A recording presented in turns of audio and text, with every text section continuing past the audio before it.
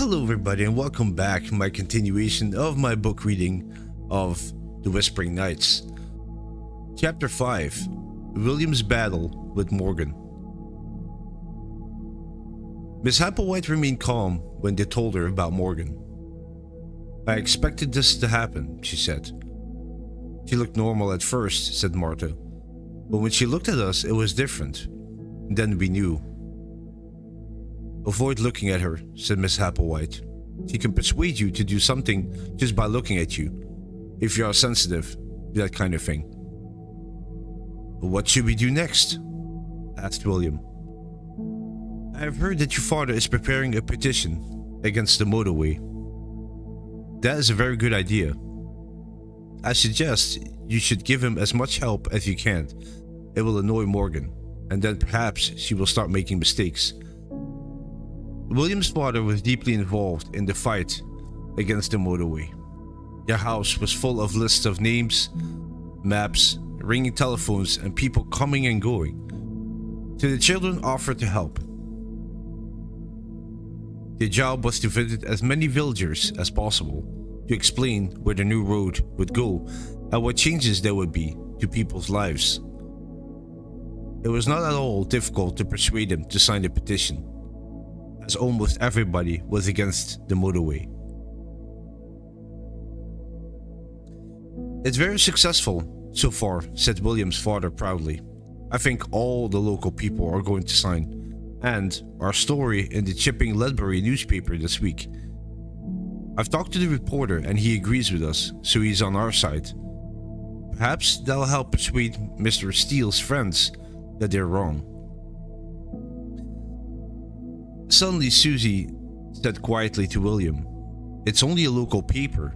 I don't suppose anyone in London reads it." But 2 days later, something more exciting happened. For several seconds, the village, with its green fields and old stone houses, appeared on television. Then the children who were watching together saw an interviewer, Mr. Steele and the local newspaper reporter, all sitting around the table. "Now, Mr. Steele," said the interviewer politely, "could you explain to us exactly why the motorway should go through the Sharnbrook Valley and not your factory at Chipping Ledbury?" "Well," said Mr. Steele reluctantly, looking uncomfortable, "I mean, people want motorways, don't they? Something has to go, doesn't it? Someone has to decide, you know." All the time he was talking, he was looking rather widely round the room, and he seemed to have difficulty in speaking clearly.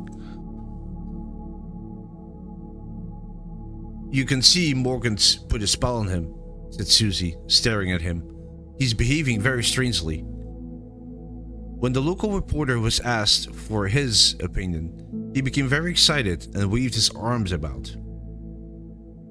He talked enthusiastically of the unbelievable beautiful valley and his fantastically attractive village. But soon the interviewer was saying, "Well, thank you, both of you. That's all we have time for tonight, I'm afraid. Good night." "We won," said William, relieved. "Easily. Anyone could see that Mr. Steele was hopeless." The villagers hoped that, now that the world had been shown the problem, something would happen. So they waited. For a day or two, the motorway story appeared in the national newspapers, and then it was forgotten. In the end, they realized that people in the rest of the country were no longer interested in Steeple Hampden, and that they had not succeeded in changing anything. In a very short time, they would have to accept the unpleasant reality of a vast, wide road through the valley, destroying their homes, gardens, fields, and their way of life. "My mom's always cross these days," Susie told William and Martha one afternoon. "I know, my dad is too," answered William. "They can't stop themselves. It's awful having to wait. You know something? I hate waiting. I wish something would happen. Don't say that, said Martha, looking frightened. Perhaps Morgan can hear you. I don't care, said William. They were passing the church on the way up to the barn. He threw back his head and shouted, I wish something would happen. I'm not afraid of you. The children began to cross the field and then, as they came closer, noticed that the big barn doors were wide open. Martha suddenly held on to Susie's arm. There's something in there. Out of the darkness came a figure. It stood in the doorway and looked out over the field. They could see the white of her face, the shine on her hair, and the fur coat over her shoulders. She was looking at them. Oh, William, cried Martha. Why did you do that? We better run while we can, suggested Susie. But William did not hear them. Seeing Morgan there in his barn made him very angry. Suddenly, he started running as fast as he could across the grass, straight towards her. He felt big and strong and confident. I'm going to show her, he thought. I'm going to make her go away. But the girls only saw a small, rather untidy figure running ahead of them. Susie shouted, Don't be stupid. What are you doing? Come back. And Martha cried miserably. Oh, Susie, whatever will happen to poor William. Now we're in trouble, said Susie crossly. Well, we can't just leave him, can we? And so both girls began to run across the field behind William. He kept on running. All the time he could feel Morgan standing there, calm and silent, somewhere in front of him, waiting. And then he ran into her, shouting and hitting as hard as he could. Martha cried aloud. There was a wild hissing noise, and William was knocked backwards onto the ground. Where Morgan had been standing, there was a large column of smooth stone, as tall as a woman.